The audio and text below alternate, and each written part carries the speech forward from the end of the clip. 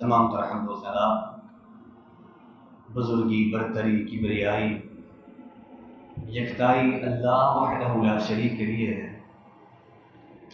درود و سلام امام الانبیاء، سید الاولین والآخرین، امام الہدی، امام المرسلین، حضرت محمد مصطفیٰ صلی اللہ علیہ وآلہ آلہ وسلم کی ذات مبارکہ پر۔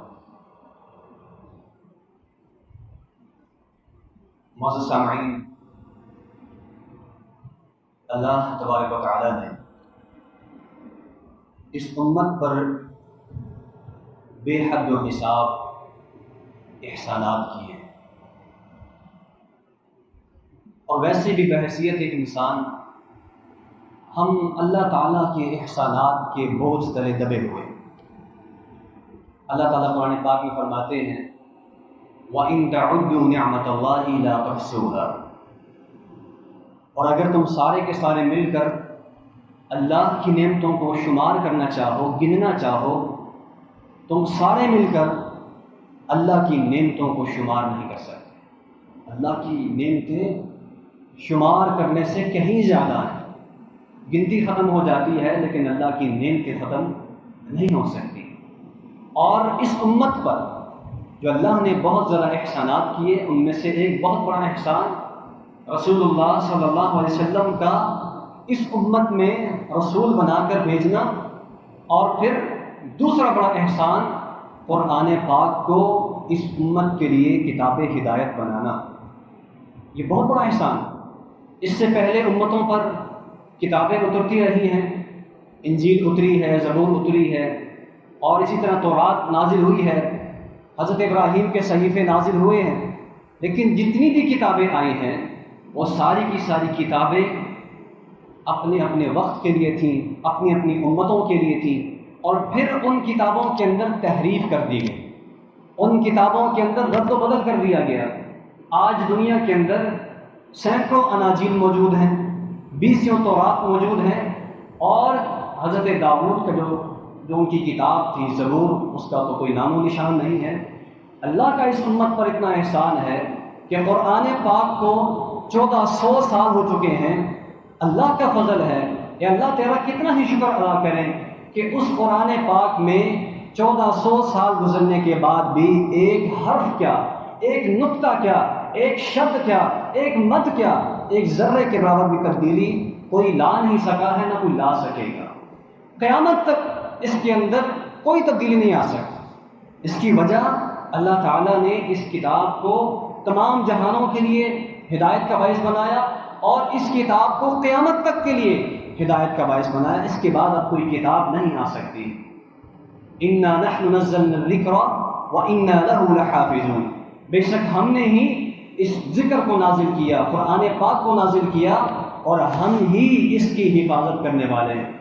اور جس کی حفاظت کا ذمہ اللہ لے لے، جس کی حفاظت کی ذمہ داری اللہ اپنے اوپر لے لے، مجھے بتلائیے کیا دنیا کی کوئی طاقت ہے جو اس میں تبدیلی کر سکے؟ لا یأتیہ الباطل من بین یدیہ ولا من خلفہ تنزیل من حکیم حمید، اس کے دائیں، اس کے بائیں، اس کے آگے، اس کے پیچھے سے باطل نہیں آ سکتا۔ یہ تنزیل ہے، یہ نازل کرتا ہے حکمت والے اور قابل حمد ذات کی طرف سے۔ وَإِنَّهُ لَتَنزِيلُ رَبِّ الْعَالَمِينَ نَزَلَ بِهِ الرُّوحُ الْأَمِينُ عَلَى قَلْبِكَ لِتَكُونَ مِنَ الْمُنذِرِينَ بِلِسَانٍ عَرَبِيٍّ مُبِينٍ وَإِنَّهُ لَفِي زُبُرِ الْأَوَّلِينَ۔ فرمایا کہ یہ تو رب العالمین کی طرف سے نازل کرتا کتاب ہے۔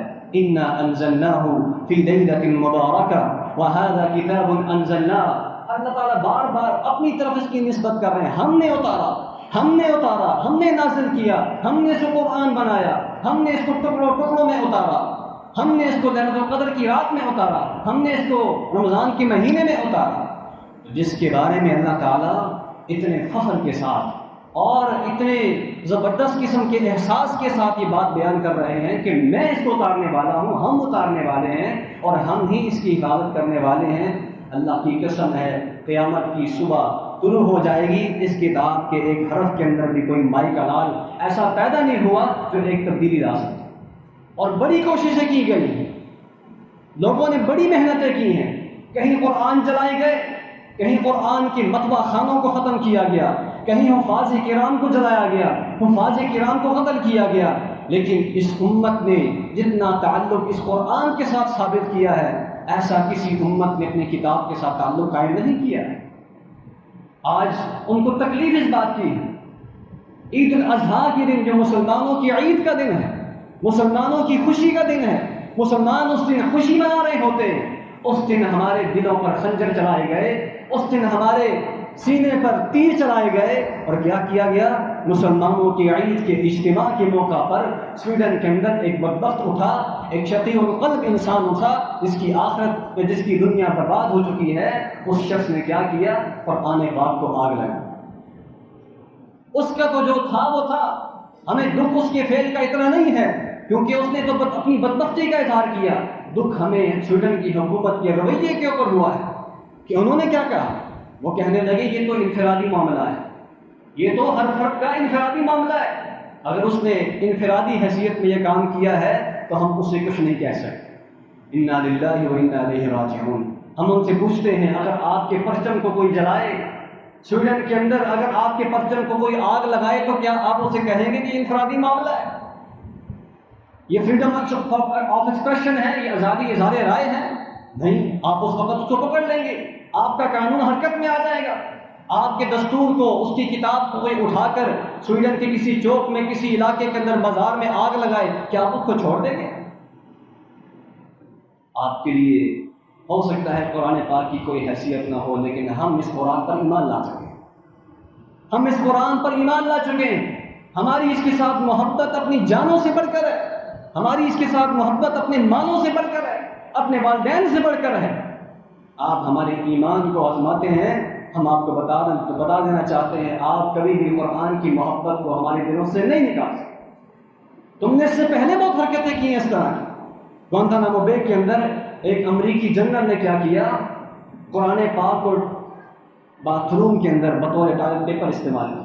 انا للہ و انا الیہ راجعون۔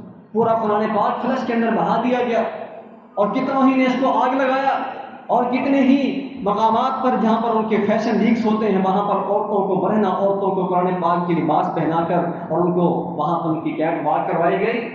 تم جو مرضی کرتے رہو، تم ہمارے دلوں سے قرآن پاک کی محبت کو نہیں نکال سکتے۔ اور یہ ان کا مقصد ہے، وہ چاہتے ہیں، وہ بار بار ہمیں آزماتے ہیں، وہ بار بار ہمارے ایمان کو آزماتے ہیں۔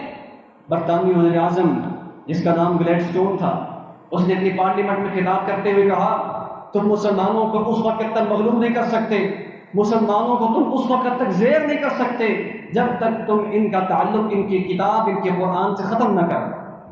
اور فرانس کے جب انہوں نے الجزائر کے اوپر 100 سال کا ان کا قبضہ مکمل ہوا تو 100 سالہ تقریبات میں خطاب کرتے ہوئے جو فرانسیسی گورنر تھا الجزائر میں کھڑے ہو کے اس نے یہ اعلان کیا، اس نے یہ خطاب کیا، اس نے کہا کہ ہم 100 سال ہو گیا ہے الجزائر میں لڑ رہے ہیں، لیکن الجزائر کے مسلمانوں کی مزاحمت ختم ہونے کو نہیں آ رہی، الجزائر کے مسلمان ہمارے خلاف کھڑے ہوئے ہیں، ہمارے خلاف جہاد کر رہے ہیں۔ مجھے یہ بات سمجھ آتی ہے جب تک ہم ان کی کتاب ان کے قرآن کو ختم نہیں کر دیتے ان کی یہ مزاحمت ختم نہیں ہو سکتی۔ ہم جب تک ان کے عربی رسم الخط کو ختم نہیں کر دیتے، عربی زبان کے ساتھ ان کا تعلق ختم نہیں کر دیتے، اس وقت تک یہ ان کا جو جذبہ جہاد ہے یہ مان نہیں پڑ سکتا۔ وہ اس حقیقت کو تسلیم کر چکے ہیں کہ قرآن پاک ایسی کتاب ہے جو مسلمانوں کے اندر چنگاریوں کو پیدا کرتی ہے، قرآن پاک ایسی کتاب ہے جو مسلمانوں کے اندر ایمانی غیرت کو پیدا کر دیتی ہے، لیکن ہم اس بات کو تسلیم کرنے کو تیار نہیں، ہم اس کی اہمیت کو سمجھنے کو تیار نہیں۔ وہ سمجھتے ہیں، وہ جان چکے ہیں اس کی اہمیت کو، اور ان کو پتا ہے کہ ان کے پاس ایسی کوئی کتاب موجود نہیں جو ان کے اندر ایمانی حرارت پیدا کر سکے۔ وہ اپنے آپ کو تو کنگال سمجھتے ہیں، محروم سمجھتے ہیں، اور ہم تو نہ محروم ہیں نہ کنگال ہیں، ہمارے پاس تو اللہ کی کتاب ہے، ہمارے پاس تو اللہ کی کتاب موجود ہے۔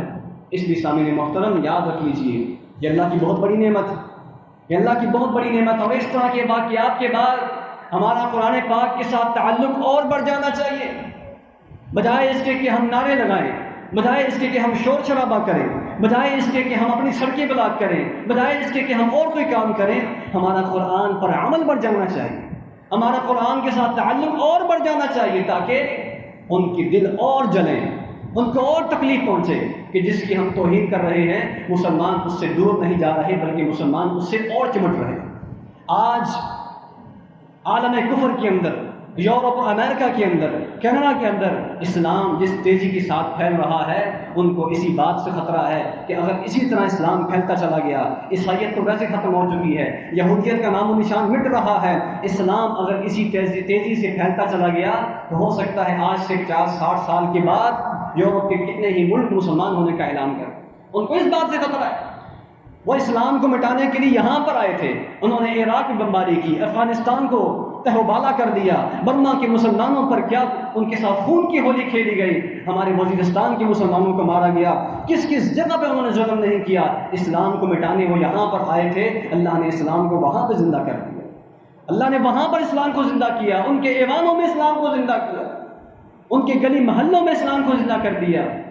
یریدون لیطفئوا نور اللہ بافواہہم ویأبی اللہ الا ان یتم نورہ ولو کرہ الکافرون۔ وہ اپنی منہ کی پھونکوں کے ساتھ اس چراغ کو بجھانا چاہتے ہیں، اللہ کا یہ وعدہ ہے، اللہ کا یہ نعرہ ہے، واللہ متم نورہ، اللہ اپنے نور کو مکمل کر کے رہے گا، اللہ اپنے دین کو غالب کر کے رہے گا۔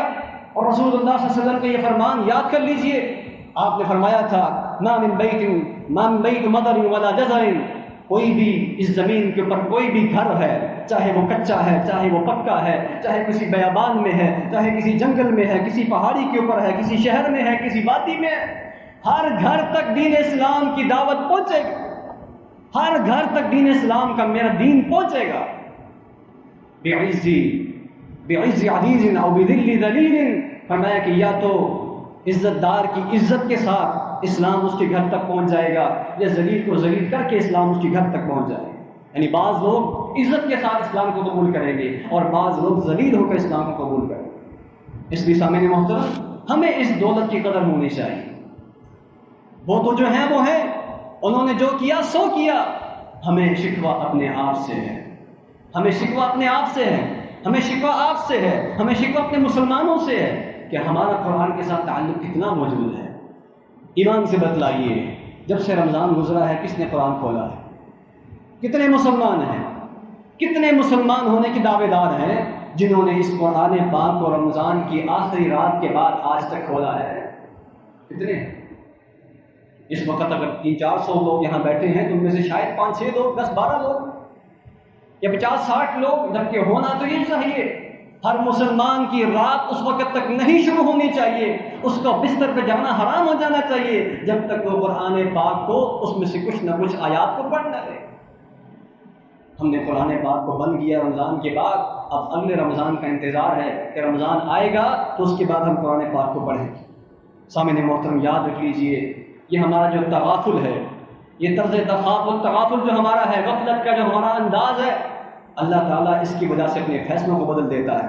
اگر ہم دین کا کام نہیں کریں گے، ہم اس کتاب کے ساتھ تعلق قائم نہیں کریں گے، اللہ ہمارا محتاج نہیں ہے، اللہ ہمارا محتاج نہیں ہے، اللہ ان سے دین کا کام لے لے گا جن کو آج ہم دین کا دشمن سمجھتے ہیں، اللہ اہل یورپ سے دین کا کام لے لے گا، اللہ امریکہ والوں سے دین کا کام لے لے گا۔ اللہ تعالیٰ کو ہماری ضرورت نہیں۔ ان یشاء یذہبکم ویأتی بخلق جدید وما ذلک علی اللہ بعزیز، اللہ چاہے تو تمہیں لے جائے، اللہ چاہے تو تمہیں ختم کر دے اور ایک نئی مخلوق کو پیدا کر دے، اللہ کے لیے یہ کام کوئی مشکل نہیں ہے۔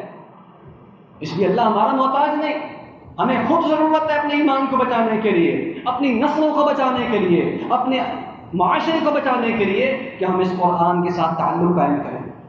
یاد رکھیے، سب سے پہلا تعلق ہمارا قرآن پاک کے ساتھ ایمان کا ہونا چاہیے۔ ہمارا اس کا ایک ایک حرف پر، ایک ایک نقطے پر اور ایک ایک لفظ کے اوپر ایمان ہونا چاہیے۔ آمن الرسول بما انزل الیہ من ربہ والمؤمنون، رسول بھی ایمان لے کر آتے ہیں اس چیز کے اوپر جس کو اللہ نے نازل کیا ہے، اور مومن لوگ بھی ایمان لے کر آتے ہیں۔ ایمان لے کر آئیں، سب سے پہلی چیز ایمان ہے۔ اور رسول اللہ نے کیا فرمایا؟ ابشروا فإن هذا القرآن طرفه بيد الله وطرفه بأيديكم فتمسكوا به فإنكم لن تهلكوا ولن تضلوا بعده أبدا۔ فرمایا کہ لوگوں خوش ہو جاؤ، لوگوں خوش ہو جاؤ، کیونکہ یہ جو قرآن ہے، اس قرآن کا ایک طرف اللہ تعالیٰ کے ہاتھ میں ہے، اس کا ایک حصہ، اس کی ایک سائیڈ اللہ کے ہاتھ میں ہے، وَطَرَفُهُ بِأَيْدِيكُمْ، اور اس کی دوسری سائیڈ جو ہے، دوسرا کنارہ وہ تمہارے ہاتھ میں ہے۔ اس کو مضبوطی سے پکڑ لو، تم کبھی بھی اس کو پکڑ کے ہلاک نہیں ہو سکتے، کبھی بھی تم برباد نہیں ہو سکتے، اور اس کو پکڑنے والے کبھی گمراہ نہیں ہو سکتے۔ اللہ کے رسول نے فرمایا انا تارک فیکم ثقلین، اللہ کے رسول نے صحیح مسلم کی روایت ہے ایک لمبا خطبہ دیا، اور اس خطبے میں آپ نے فرمایا لوگوں، ہو سکتا ہے کہ اللہ کی طرف سے ایک بلانے والا آ جائے، اللہ کی طرف سے ایک بلانے والا آ جائے، یعنی میری موت کا پیغام آ جائے اور میں اس کی موت کو، اپنی موت کا پیغام قبول کر لوں، اللہ کے پاس چلا جاؤں، لیکن تمہیں میں خالی ہاتھ چھوڑ کے نہیں جا رہا۔ انا تارکم فیکم ثقلین، میں تمہارے درمیان دو بھاری چیزیں چھوڑ کے جا رہا ہوں، دو بھاری چیزیں، اولہما کتاب اللہ، ان دو میں سے پہلی چیز اللہ کی کتاب ہے، فیہ الہدی والنور، اس میں ہدایت بھی ہے، اس میں نور بھی ہے، من استمسک بہ واخذ بہ کان علی الہدی، جس نے اس کو مضبوطی سے تھام لیا وہ ہدایت پر قائم رہے گا، ومن اخطأ ضل، اور جس کسی نے اس قرآن کو چھوڑ دیا وہ گمراہ ہو جائے گا۔ پھر آپ نے فرمایا فخذوا بکتاب اللہ واستمسکوا بہ، میں لوگوں تمہیں نصیحت کرتا ہوں کہ اس کتاب کو مضبوطی سے پکڑ لو، علیکم بکتاب اللہ، اللہ کی کتاب کو مضبوطی سے تھامے رکھو۔ اور پھر سامعین محترم، دوسرا اس کا حق کیا ہے ایمان لانے کے بعد، کہ قرآن پاک کی تلاوت کی جائے، قرآن پاک کی تلاوت کی جائے۔ رسول اللہ صلی اللہ علیہ وسلم کو اللہ نے کیا فرمایا، اتل ما اوحی الیک من الکتاب واقم الصلاۃ، جو آپ کے اوپر کتاب میں سے وحی کی گئی ہے آپ اس کو پڑھیے۔ ان الذین یتلون کتاب اللہ واقاموا الصلاۃ وانفقوا مما رزقناهم سرا وعلانیہ یرجون تجارۃ لن تبور لیوفیہم اجورہم ویزیدہم من فضلہ انہ غفور شکور۔ فرمایا کہ بے شک وہ لوگ جو اللہ کی کتاب کو پڑھتے ہیں اور نماز قائم کرتے ہیں، زکوٰۃ کو ادا کرتے ہیں، وہ ایسی تجارت کر رہے ہیں جس تجارت میں کبھی نقصان نہیں ہو سکتا۔ اللہ تعالیٰ ان کو اس کے بدلے میں اجر و ثواب سے مالا مال کرے گا، اور اپنی جناب سے، اپنے فضل سے اور بھی دے گا۔ انہ غفور شکور، وہ بہت معاف کرنے والا، بڑا قدردان ہے۔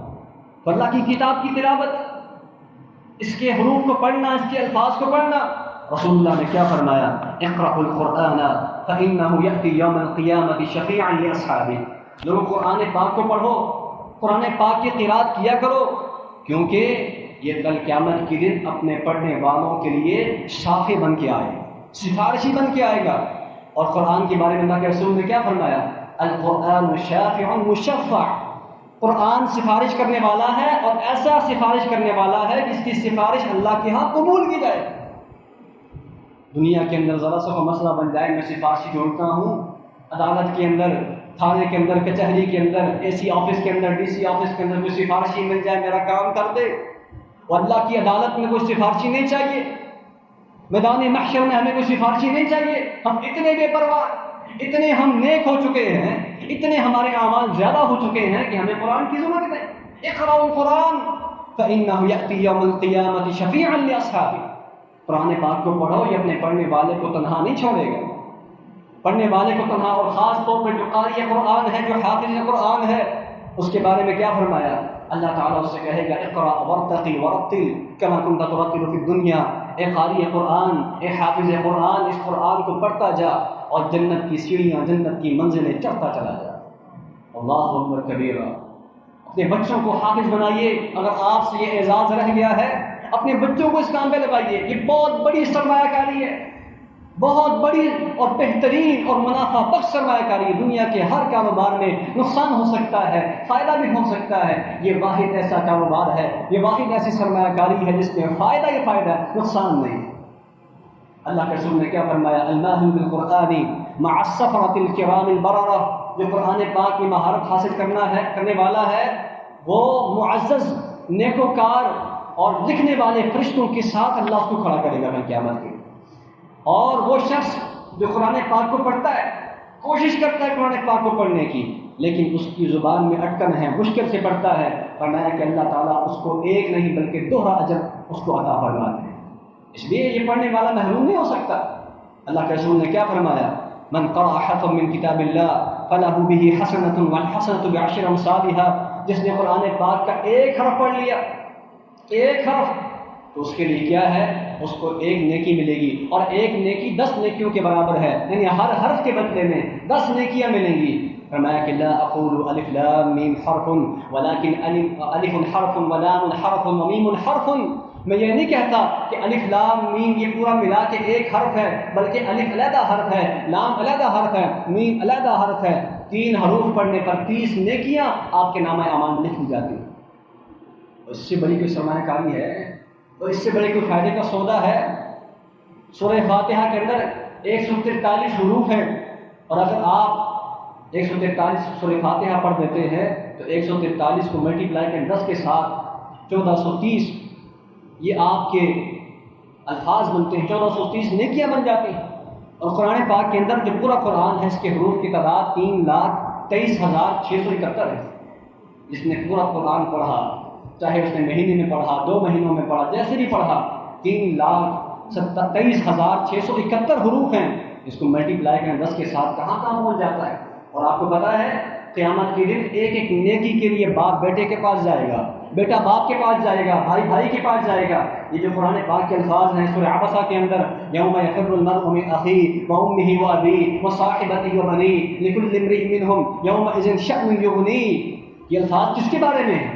کیوں وہاں پر بھائی بھائی سے بھاگے گا، بیٹا باپ سے بھاگے گا، باپ بیٹے سے بھاگے گا، خاوند بیوی سے، بیوی خاوند سے، ایک دوسرے سے دور بھاگ رہے ہوں گے؟ وجہ کیا ہوگی کہ باپ یہ کہے گا کہیں میرا بیٹا مجھ سے نیکی نہ مانگ لے، بیٹا یہ کہے گا کاش میں کہیں ایسا نہ ہو میرا باپ مجھ سے نیکی نہ مانگ لے، کیونکہ یہاں پر جتنی بھی نیکیاں ہیں وہ کم ہیں، جتنی بھی نیکیاں ہیں وہ کم ہیں۔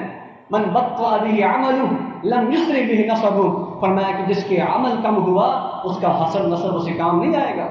اللہ یہ نہیں دیکھے گا یہ ملک ہے، چودھری ہے، عوان ہے، یہ سید ہے، یہ شاہ ہے، فلاں ہے، کچھ بھی نہیں۔ اللہ کی حیثیت یہ تو دنیا والوں کے ہاں اس کی حیثیت ہے، اللہ کے ہاں اس کی کوئی حیثیت نہیں۔ اللہ کے ہاں حیثیت اس کی ہے جو اللہ کے پاس نیک عمل لے کے آئے۔ من جاء بالحسنۃ فلہ عشر امثالها، اس لیے سامنے محترم ان نیکیوں کے خزانوں کو جمع کیجیے، اور پھر دوسرا اس کے ساتھ تلاوت کا جو حق ہے اس کو بھی ادا کریں۔ رسول اللہ کا فرمان کیا ہے؟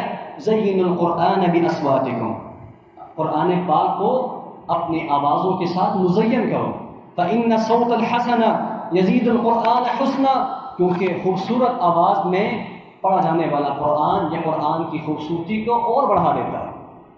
ایک بندہ ہے جو قرآن پاک پڑھ رہا ہے، الحمدللہ رب العالمین الرحمن الرحیم سارا پڑھ رہا ہے، ٹھیک ہے، اس کو اللہ نے یہی طاقت دی ہے، لیکن ایک وہ ہے جو ماشاءاللہ کسی عرب قاری کے انداز میں پڑھ رہا ہے، اس کی پڑھنے کا کیا ہی انداز۔ ابھی دیکھیں نا اذان ہوئی ہے، کوئی بندہ بھی اذان دے سکتا ہے، سادہ انداز میں بھی اذان دے سکتا ہے، بعض اذانیں ایسی ہوتی ہیں دل کرتا ہے جلدی ختم ہو جائیں، اور بعض اذانیں ایسی ہوتی ہیں دل کرتا ہے یہ دیتا ہی رہے اذان، اتنا سرور، اتنا دل کو اطمینان پہنچتا ہے۔ تو اس لیے اسی طرح قرآن پاک کا معاملہ ہے، آپ اس کو ترتیل کے ساتھ پڑھیں، تجوید کے ساتھ پڑھیں، حسن صوت کے ساتھ پڑھیں، تو پھر کیا ہوگا؟ آپ کے دل پر اس کا اثر اترے گا۔ عجیب بات ہے، ہمیں گانے کا مزہ آتا ہے، ہمیں قوالی کا مزہ آتا ہے، ہمیں اور دیگر چیزوں کا مزہ، میوزک کا مزہ آتا ہے، ہمیں قرآن کا مزہ نہیں آتا۔ وجہ کیا ہے؟ کیونکہ ہم قرآن کو اس انداز سے پڑھتے نہیں ہیں جس انداز سے گانے والا گانا پڑھتا ہے۔ وہ گانے والا اگر ویسے شاعری پڑھ رہا ہو ہمیں کوئی مزہ نہیں آئے گا۔ ہم قرآن پاک کو اگر تجوید کے ساتھ پڑھیں، ترتیل کے ساتھ پڑھیں، بہترین آواز کے ساتھ اور غنا کے ساتھ پڑھیں، تو سامعین محترم جتنا اس کا دل پر اثر ہے کائنات میں اور کوئی کتاب ہو ہی نہیں سکتی۔ لو انزلنا هذا القرآن على جبل لرأيته خاشعا متصدعا من خشية الله، یہ اتنی وزنی کتاب ہے، اللہ فرماتے ہیں اگر ہم اس کو پہاڑ پر نازل کرتے وہ پہاڑ پھٹ جاتا، اور میرا اور آپ کا دل کیا پہاڑ سے زیادہ مضبوط ہے؟ وبشر المخبتين الذين اذا ذكر الله وجلت قلوبهم، فرمایا کہ ان رجوع کرنے والوں کو خوشخبری دیجیے کہ جب اللہ کا ذکر ان کے سامنے کیا جاتا ہے تو ان کے دل ڈر جاتے ہیں۔ انما المؤمنون الذين اذا ذكر الله وجلت قلوبهم واذا تليت عليهم آياته زادتهم ایمانا وعلى ربهم يتوکلون، یقیناً مومن تو وہ ہیں کہ جب ان کے سامنے اللہ کا نام لیا جائے ان کی آنکھوں میں آنسو آ جاتے ہیں، ان کے دل ڈر جاتے ہیں، ان کے دل میں خوف خدا پیدا ہو جاتا ہے، جب قرآن پاک کی آیات پڑھی جاتی ہیں ان کا ایمان میں اضافہ ہو جاتا ہے۔ وعلی ربہم یتوکلون، وہ اپنے رب پر بھروسہ کرنے والے ہوتے ہیں۔ اس لیے سامعین محترم اس کو اچھے انداز سے پڑھیے۔ حضرت ابو موسیٰ اشعری رضی اللہ تعالیٰ عنہ ایک مرتبہ مسجد کے اندر قرآن پاک کو پڑھ رہے ہیں، نماز کے اندر تھوڑا سا اونچی آواز میں پڑھ رہے ہیں، تو رسول اللہ صلی اللہ علیہ وسلم نے ان کی آواز کو سنا۔ اللہ کے رسول نے اپنے پاس کھڑے صحابہ سے کہا کہ یہ جو ابو موسیٰ اشعری ہے اتنی خوبصورت انداز میں پڑھ رہا ہے جس طرح سے حضرت داؤد خوبصورت انداز میں زبور کو پڑھا کرتے تھے. یا جبال اوبی معه والطیر والنا له الحدید. حضرت داؤد جب زبور کو پڑھتے تھے تو ان کے ساتھ پہاڑ بھی جھوم جایا کرتے تھے, پرندے آسمانوں پہ اڑنے والے وہ بھی جھوم جایا کرتے تھے, اتنی خوبصورت ان کی آواز تھی. فرمایا کہ ابو موسیٰ اشعری یہ وہ میرا صحابی ہے کہ لگتا یوں ہے کہ حضرت داؤد کی جو خوش الحانی تھی, جو ان کا پڑھنے کا انداز تھا, اس میں سے کچھ حصہ اس کو دے دیا گیا ہے. جب حضرت ابو موسیٰ اشعری کو پتہ چلا کہ اللہ کے رسول رات کو میری آواز سن رہے تھے, رات کو میری قرات سن رہے تھے, تو کہنے لگے اللہ کے رسول اگر مجھے پتہ ہوگا کہ آپ میری قرات سن رہے ہیں لحبرته لك تحبیرا, اللہ کے رسول میں اور بھی زیادہ خوبصورت پڑھتا, میں اور بھی زیادہ اچھے انداز سے پڑھتا. اور اللہ کے رسول نہ صرف قرآن پاک کو پڑھتے تھے, پڑھنے کی تعلیم دیتے تھے, بلکہ قرآن پاک کو سنتے بھی تھے. قرآن پاک کو سننے سے بھی ایمان میں اضافہ ہوتا ہے, جس طرح پڑھنے سے ایمان میں اضافہ ہوتا ہے, سننے سے بھی ایمان میں اضافہ ہوتا ہے. سیدنا عبداللہ بن مسعود رضی اللہ عنہ کے پاس رسول اللہ صلی اللہ علیہ وسلم کی مرتبہ تشریف آپ بیٹھے ہوئے تھے. عبداللہ بن مسعود سے کہا, عبداللہ مجھے قرآن پڑھ کے سنائیے, اے عبداللہ مجھے قرآن پڑھ کے سنائیے. عبداللہ بن مسعود نے کہا اللہ کے رسول میں آپ کو قرآن پڑھ کے سناؤں؟ قرآن تو آپ پر نازل ہوا ہے, قرآن تو آپ پر نازل ہوا ہے, میں آپ کو قرآن پڑھ کے کیسے سنا سکتا ہوں؟ فرمایا کہ عبداللہ میں چاہتا ہوں کہ میں اپنے علاوہ کسی اور سے قرآن سنوں. اپنی قرات سے سنتے رہتے ہیں, میں چاہتا ہوں کہ میں کسی اور سے بھی قرآن کو سنوں. عبداللہ بن مسعود فرماتے ہیں کہ میں نے سورہ نساء کی آیات پڑھنا شروع کر دی. سورہ نساء کی آغاز سے میں نے پڑھنا شروع کیا, یہاں تک کہ جب میں 5ویں سپارے کے اندر اس مقام پر پہنچا فَكَيْفَ إِذَا جِئْنَا مِنْ كُلِّ أُمَّةٍ بِشَهِيدٍ وَجِئْنَا بِكَ عَلَىٰ هَٰؤُلَاءِ شَهِيدًا. اس وقت کیا عالم ہوگا, اس وقت کیا کیفیت ہوگی جب ہم ہر امت سے ایک گواہ کو لے کے آئیں گے اور آپ کو ان تمام گواہوں کے پر گواہ بنا دیں گے. میدان محشر کا تذکرہ ہوا, اللہ کے سامنے جو اللہ کی عدالت کا تذکرہ ہوا. اللہ کے رسول نے کہا اے عبداللہ بس کر دے, اے عبداللہ بس کر دے, مزید سننے کی ہمت نہیں ہے, مزید سننے کی ہمت نہیں ہے. کہتے ہیں میں نے آنکھیں اٹھا کے اللہ کے رسول کو دیکھا, اللہ کے رسول کی آنکھوں سے آنسو بہ رہے. تو قرآن پاک ایسی کتاب ہے, اس کو سننا بھی فائدے کا باعث, اس کو پڑھنا بھی فائدے کا باعث, ایمان میں اضافے کا باعث. اس کے سامنے محترم اگر انہوں نے یہ کام کیا ہے کہ وہ قرآن کو جلا رہے ہیں, قرآن کی توہین کر رہے ہیں, تو میں اور آپ بھی تو قرآن کے ساتھ اچھا سلوک نہیں کر رہے.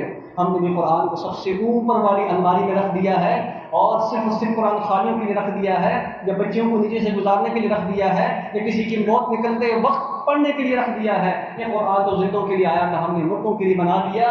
سامنے محترم قرآن کے ساتھ تعلق قائم کیجیے. اور آج ہمارا یہ ان کو پیغام دینا چاہیے, ہر مسلمان یہ عہد کرے, ہر مسلمان یہ عہد کرے کہ میں آئندہ سے قرآن پاک کے ساتھ جو قرات والا خاص طور پہ تعلق ہے اس کو قائم کروں گا. روزانہ قرآن پاک میں سے کچھ نہ کچھ حصہ پڑھتا رہوں گا. اگر آپ زیادہ نہیں پڑھ سکتے نا, خالی جو سورہ اخلاص ہے کم از کم وہی پڑھ لیجیے. اللہ کے رسول نے کیا فرمایا, یہ جو سورۃ الاخلاص ہے یہ قرآن پاک کا 1/3 ہے, 1/3 ہے. جو 3 مرتبہ سورہ اخلاص کو پڑھ لیتا ہے گویا اس نے پورا قرآن پاک پڑھ لیا ہے. ایک صحابی سورہ اخلاص کو بکثرت پڑھا کرتے تھے, ہر نماز میں سورہ اخلاص پڑھتے. ایک نماز کے اندر دوسری رکعت میں پہلی رکعت میں کوئی سورت پڑھتے تو ساتھ ہی سورہ اخلاص کو ملا دیا کرتے تھے. اب سورہ اخلاص کو جب وہ پڑھتے تو لوگوں نے آ کر کہا اللہ کے رسول یہ بار بار یہ صحابی سورہ اخلاص پڑھتے ہیں. تو اللہ کے رسول نے فرمایا کہ تو بار بار سورہ اخلاص کیوں پڑھتا ہے؟ ہم تو اس لیے پڑھتے ہیں نا کہ چھوٹی ہے, وہ اس لیے نہیں پڑھتے تھے, وہ بار بار تم سورہ اخلاص ہی کیوں پڑھتے ہو؟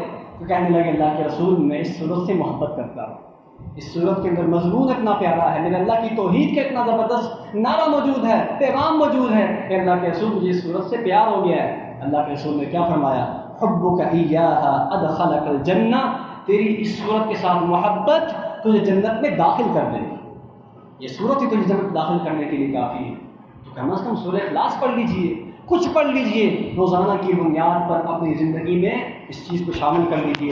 سامعین محترم, انہوں نے ہمیں قرآن سے دور کرنے کے لیے ہمارے لیے فتنہ چھوڑ دیا, یہ فتنہ ہمارے لیے چھوڑ دیا. پورا دن ہم اس طرح مصروف رہتے ہیں, نوجوان کیا ہیں, بوڑھے کیا ہیں, بچے کیا ہیں, کوئی گیم کھیل رہا ہے, کوئی فیس بک دیکھ رہا ہے, کوئی واٹس ایپ پر ہے, کوئی کہاں ہے, کوئی کہاں ہے. اللہ کے بندو اس کو تھوڑی دیر کے لیے چھوڑ دو, اس قرآن کو اٹھا دو, اس قرآن کو اٹھا دو اور اس کے ساتھ اپنا تعلق قائم کر لو, تو ہمارا یہ جواب ان کے لیے کافی ہو جائے گا. باقی اللہ تعالیٰ انشاءاللہ العزیز اس ظالم سے خود نپٹ لے گا. ہم اس تک نہیں پہنچ سکتے. اللہ کافی ہے انشاءاللہ اپنے دین کے ساتھ ظلم کرنے والوں کے لیے اور دین کا استہزاء کرنے والوں کے لیے. اللہ کا کلام ہے، جو اللہ کے کلام کا استہزاء کرے گا وہ اس دنیا میں عزت کے ساتھ نہیں رہ سکتا. اور دوسرا یہ عہد کیجئے کہ ہم میں سے ہر شخص کم از کم اگر خود حفظ نہیں کر سکا ہے اپنے بچوں میں سے، اپنے بھائیوں میں سے کسی نہ کسی کو حافظ قرآن لازمی بنائے. اللہ کی قسم ہے، یہ بہت بڑی انویسٹمنٹ ہے، یہ بہت بڑی سرمایہ کاری ہے. ہر بندہ یہ نیت کر کے آج یہاں سے اٹھے، اور آج کے ہمارے جمعے کا خلاصہ یہ ہے، خاتمہ یہ ہے کہ ہر بندہ یہ نیت کرے کہ کم از کم میں نے اپنے بچے کو حافظ بنانا ہے، میں نے اپنے بھائی کو حافظ بنانا ہے، میں نے کم از کم اپنے گھر کے اندر ایک حافظ پیدا کر دینا ہے. انشاءاللہ العزیز ہمارا یہ جواب ان کو کافی ہوگا. اللہ تعالیٰ سے دعا ہے کہ اللہ تعالیٰ ہمیں قرآن پاک کے ساتھ مضبوط تعلق قائم کرنے کی توفیق عطا فرمائے. وأقول قولي هذا وأستغفر الله لي ولكم ولسائر المسلمين والحمد لله رب العالمين.